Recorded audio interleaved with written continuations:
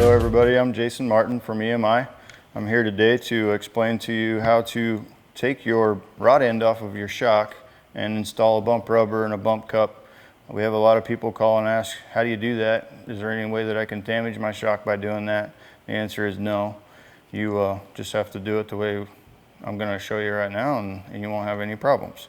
So what you got to do is to always make sure that the shock is fully extended. And then you want to adjust it to where it's fully open, so it's not closed and the rebound is fully open.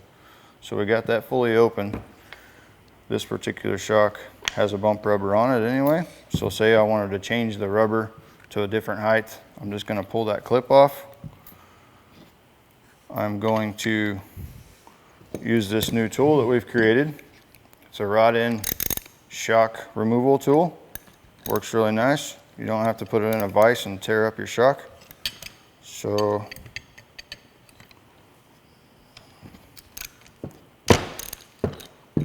there you go. It's broken loose. You're going to take your rod end off. And one of the biggest things you don't want to do is you don't want to push in that needle. That's why you have to take your adjuster and screw it all the way out. That way it doesn't have any pressure on that. So from there,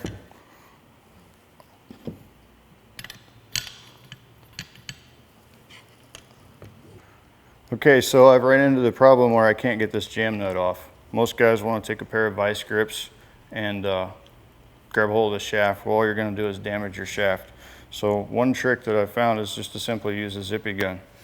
So you just get a 3/4 inch socket, make sure it's in reverse, and it'll just pop it right off of there. Now it's loose, and you don't have to mess up your shaft by clamping down with it on vice grips or what have you. So now your nut's free. You can pull your bump rubber cup off or install it if you're doing that. So there's your bump rubber. If you wanted to put a shorter one on or you wanted to put a taller one on yet, you can do that. So if you're just putting a new one on, you just put that rubber right down inside there. Put it on your shock. Make sure you put your jam nut back on. And you just want to screw this down to where it's just right at the very bottom of the threads. If you screw it too far, then it ends up getting stuck like we had the problem before. So just back it off a little bit. Screw your heim back in.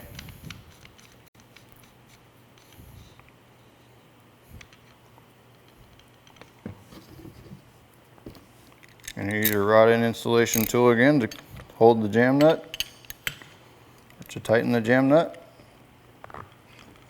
And we're back in business. So now that's good and tight.